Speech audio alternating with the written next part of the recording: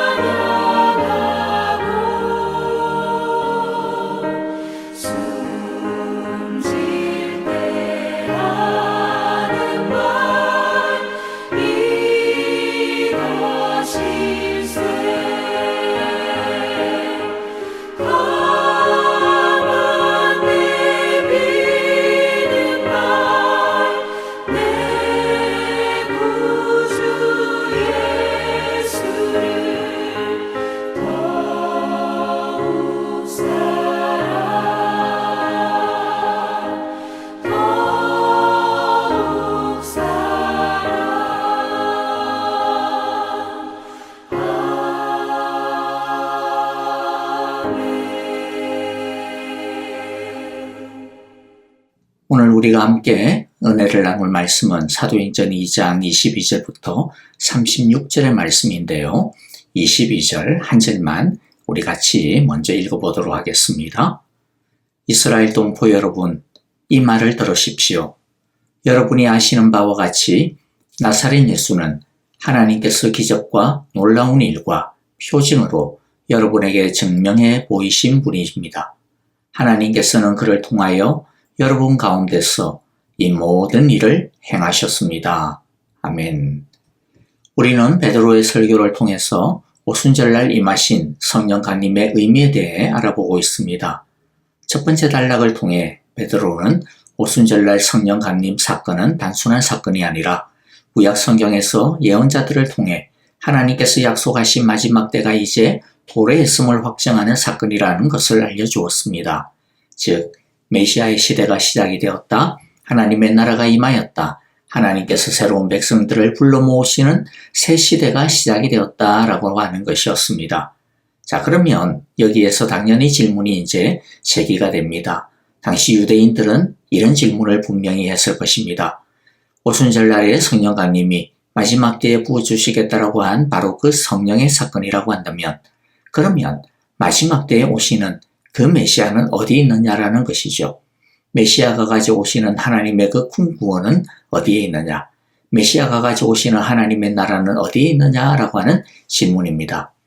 메시아가 오시면 이스라엘을 회복하셔야 하는데, 다윗의 나라를 회복하셔야 하는데, 그런데 여전히 우리 이스라엘은 로마의 지배 아래에 신음하고 있지 않느냐? 그런데 어떻게 메시아의 시대가 시작이 되었다, 하나님의 큰 구원이 이루어졌다, 하나님의 나라가 임하였다라고 말할 수 있느냐라고 하는 질문인 것이죠. 오늘 우리가 읽은 베드로의 두 번째 단락의 이 설교, 이것은 바로 이러한 질문에 대한 성경의 해석입니다. 결론부터 말씀드리면 누가 메시아라는 겁니까? 바로 예수님이 그 메시아라는 것입니다.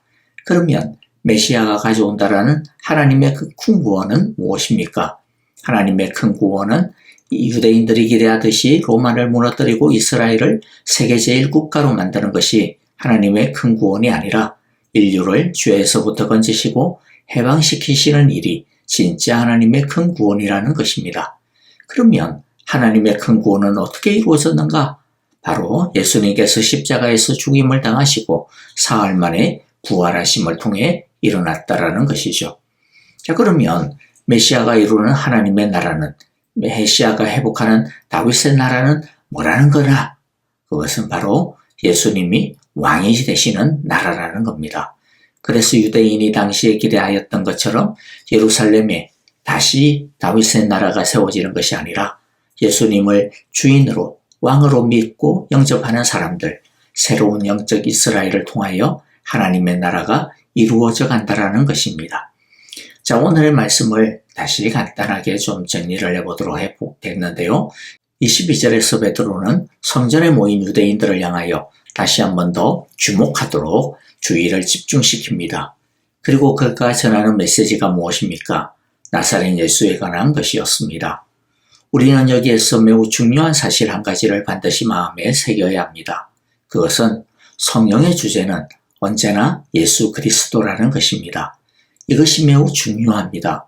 베드로는 사람들의 시선을 재빨리 예수님에게로 되돌리려고 하고 있습니다. 베드로는 자신들이 얼마나 방언을 능숙하게 할 수 있는지, 얼마나 대단한 체험을 하였는지 그런 것에 대해 말하지 않습니다.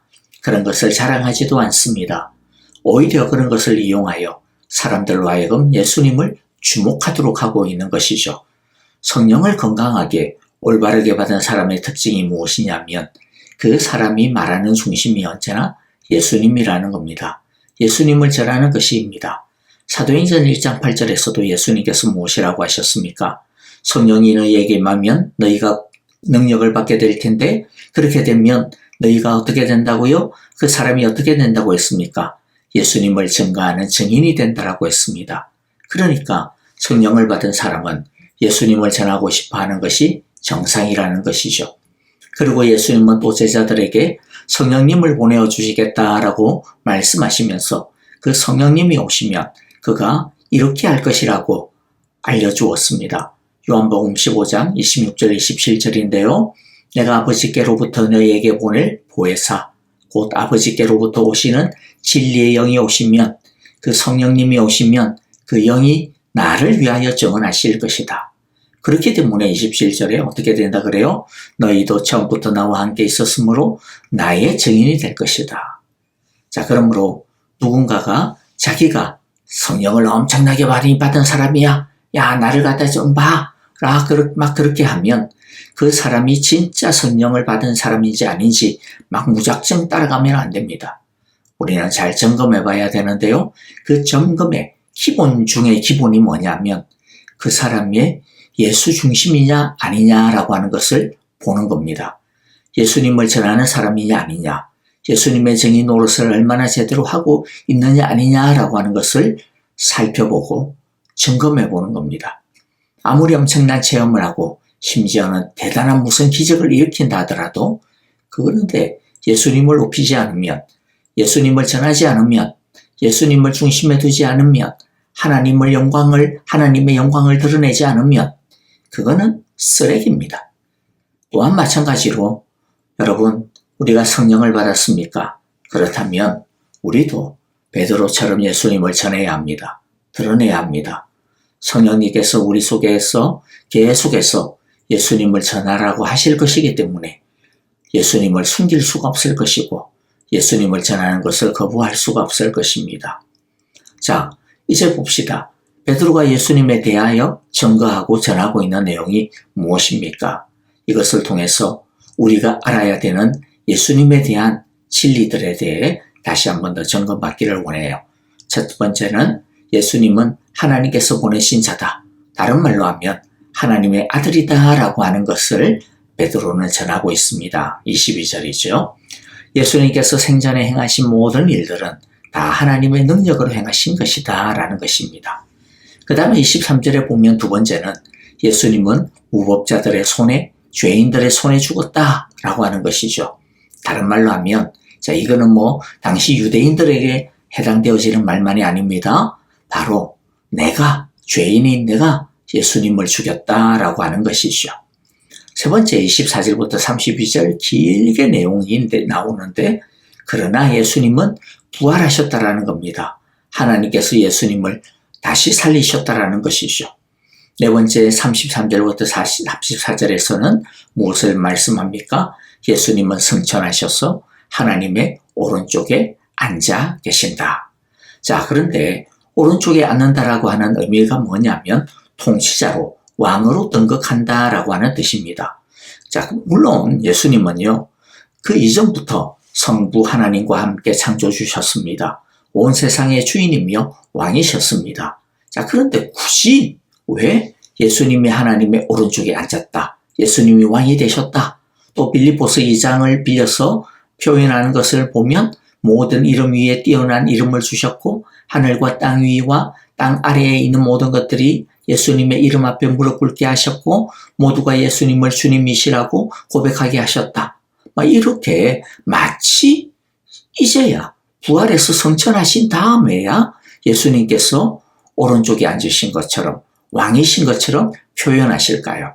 자, 그렇게 표현하시는 이유는요, 성천하심으로써 비로소 예수님이 주님이 되셨다, 왕이 되셨다라고 하는 뜻이 아니라 예수님은 이전에도 모든 만물의 주님이셨지만은 그런데 부활하심을 통해 성천하심을 통해 예수님이 온 세상의 주님이시라고 하는 것이 다시 한 번 더 명명백백하게 드러내게 되었다라는 것이죠. 확인케 되었다라는 겁니다. 확정하게 되었다라고 하는 뜻입니다. 그래서 죽음에서부터 부활 그리고 또 성천을 통해 예수님은 주님이시라고 하는 것, 왕이시라고 하는 것을 이제는 어느 누구도 부인할 수 없게 되었다라고 하는 것이죠. 그런 의미에서 바로 오른쪽에 앉으셨다라고 하는 뜻으로 표현하고 있다라는 것을 우리가 꼭 알기를 바랍니다. 그리고 다섯 번째 33절에 우리가 알아야 되는 내용이 뭡니까? 주님이신 예수님은 왕의 선물로서 그의 백성들에게 성령을 선물로 주시고 있다라고 하는 것입니다. 자, 옛날에는요, 보면 왕이 제기를 하면 왕의 신하들에게 하사품을, 백성들에게 하사품을 나누어 주는 것이 관례였습니다. 그래서 고대 로마 제국 때도 보면 황제가 등극을 하면 그 황제의 얼굴이 새겨진 금화나 은화 같은 동전들을 만들었습니다. 그걸 통해 황제가 새로이 집권을 시작했다라고 하는 것을, 자신의 시대가 시작이 되었다라고 하는 것을, 내가 황제다라고 하는 것을 보여주었던 것이죠. 자, 이처럼 오순절날 임한 성령, 이 사건은 어떤 사건이라는 겁니까? 마치 왕이 자신의 시대가 시작이 되었음을 알려주는 왕의 하사품이다. 즉 예수님이 왕이시다, 예수님이 다스리시는 주님의 나라가 이제 열려졌어 라고 하는 증거라는 것이죠. 자, 그리고 마지막으로 여섯 번째 우리가 알아야 되는 내용 36절에서는 예수님이 나의 유일한 구원자시다, 나의 유일한 그리스도다, 나의 유일한 주님이시다 라고 하는 것을 우리가 알아야 됩니다. 읽어보면 그러므로 이스라엘 온 집안은 확실히 알아두십시오. 하나님께서는 여러분이 십자가에 못 박은 이 예수를 주님과 그리스도가 되게 하셨습니다. 자, 이처럼 베드로는 짧은 설교를 통해 예수님에 대해 우리가 반드시 알고 또 믿고 고백해야 되는 6가지의 진리를 선명하게 가르쳐 주시고 있습니다. 우리 모두도 예수님에 대해 또 확실하게 고백할 수 있어야 할 것입니다. 베드로의 설교를 통해 우리가 알 수 있는 것이 무엇입니까? 성령이 임하면 예수님에 대해 더 깊이 알아가게 된다는 겁니다. 지금 베드로를 보십시오. 베드로는 물고기나 잡던 어부이지 대단한 학식이 있는 사람이 아닙니다. 그런데 성령을 받고 난 다음 베드로는 예수님에 대해 술술 막힘이 없이 전하고 있습니다. 구약 성경을 여기저기 인용하면서 그 구약 성경이 진짜 의미하는 바가 무엇인지 예수님과 연관시켜서 명확하게 해석해 나가고 있는 것이죠. 당시에 꽤나 배웠다라고 하는 바리새인이나 율법학자들이나 제사장들도 알지 못하였던 것을 너무나도 평범한 보통 사람에 불과한 이 베드로가 막힘없이 풀어나가고 있습니다. 이것이 성령의 능력입니다. 성령을 받으면 그래서 무엇보다도 우리들이 예수님에 대해 더 깊이 알아가게 됩니다. 성령님이 우리의 지혜를 열어주시기 때문입니다. 예전에는 성경을 읽어도 그냥 지나쳤던 것들이, 설교를 들어도 그냥 지나쳤던 것들이 내 안에서 막 해석이 되기 시작을 합니다. 똑같은 설교를 듣는데도 성령을 받은 사람은 머리뿐만이 아니라 가슴까지 열려지게 됩니다. 그래서 은혜가 넘치는 축복을 받게 되는 것이죠. 그렇기 때문에 성령을 받았는데도 나는 방언도 못하고 나는 재물도 별로 없는 것 같아. 그런 것 때문에 의기소침하지 마십시오. 물론 그런 것도 참 귀하고 귀한 것입니다. 그러나 가장 귀한 것은요, 예수님을 더 깊이 알아가는 것입니다. 예수님을 더 깊이 사랑하는 믿음을 갖게 되는 것이라고 하는 것을 꼭 잊지 않으시기를 간절히 바라고 기도합니다. 말씀을 정리합니다. 성령님은 예수님을 높이고 전하는 영입니다. 성령님은 자신을 드러내지 않습니다. 하나님의 영광을 높이시는 영입니다. 그래서 성령님을 예수의 영이다, 하나님의 영이다 라고 부르는 것입니다. 따라서 성령을 받은 우리들도 성령을 받은 그 어떤 경험이나 체험, 자신이 받은 어떤 은사, 이런 것들을 자랑하려고 하는 유혹에 빠지면 안 됩니다. 그것은 사탄의 유혹이고 장난질입니다. 그래서 우리로 하여금 성령의 그 귀하고 귀한 은혜를 다 쏟아버리게 만들려고 하는 사탄의 수작질인 것이죠. 거기에 넘어가면 안 됩니다. 우리는 우리가 받은 성령님을 가지고 예수님을 알아가는데, 예수님을 전하는 데 사용해야 됩니다. 예수님의 증인이 되어야 합니다. 부족하지만 우리의 인격과 삶의 변화로 예수님을 전해야 합니다. 우리가 깨달은 구원의 진리와 은혜를 우리의 부족한 입술을 가지고 전함으로 예수님의 증인이 되어야 할 것입니다. 바라기는 우리 사랑의 교회 모든 성도님들이 크든 작든 예수님을 전하는 성령의 스피커들이, 성령의 마이크들이 다 되어질 수 있기를 간절히 바라고 기도합니다. 또 한 가지는 성령을 받은 사람은 예수님을 더 깊이 알아가는 사람이라는 것이죠. 성령이 임하면 우리의 마음속에 예수님을 더 깊이 알아가고자 하는 마음, 더 깊이 사랑하고자 하는 마음이 생기게 됩니다. 성령님이 주시는 그 마음을 우리 모두 잘 키워야 합니다. 가만히 내버려 두거나 아니면 그냥 모른 채 하고 묻어버리면 성령을 소멸시키게 됩니다.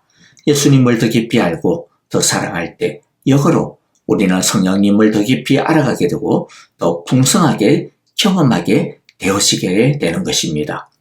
내 구주 예수를 더욱 사랑, 더욱 사랑, 이런 찬양이 있지 않습니까? 이 찬양처럼 이 찬양이 바로 저와 우리 모두의 성령의 고백이 되어질 수 있기를 간절히 바랍니다. 그래서 더 풍성한 성령 충만한 은혜를 경험하며 성령으로 승리하고 부흥을 경험하는 우리 모두가 다 되어질 수 있기를, 우리 사랑의 교회가 되어질 수 있기를 간절히 기도하고 축복합니다. 아멘. 자, 오늘 우리에게 주신 귀한 말씀들 마음 가운데 다시 새기면서 우리가 함께 기도 제목 나누었던 것처럼 기도하기를 바랍니다.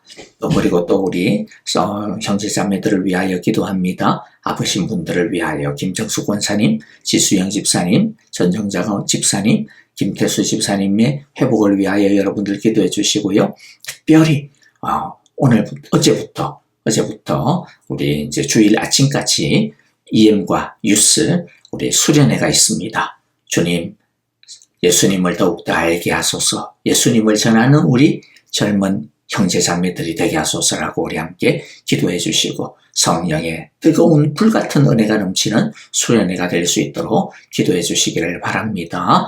그리고 또 이제 다음 주에 출발하는 도미니카 공화국 단기 선교팀과 그 사역을 위하여 우리 함께 기도하기를 바라고요. 또 우리 선교사님들을 위하여서도 한 마음으로 기도합시다. 찬양하며 기도하겠습니다.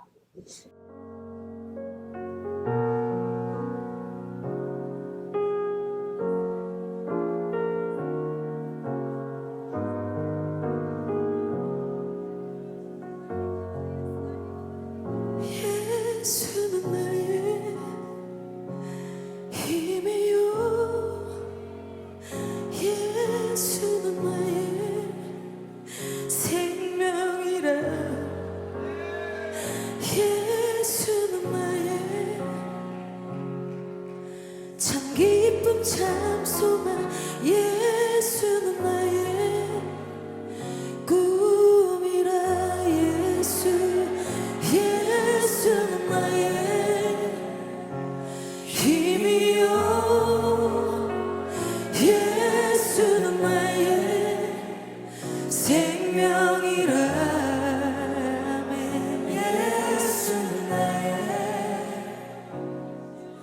참 기쁨 참 소망 예수는 나의 꿈이요 예수는 나의 힘이요 예수는 나의 생명이라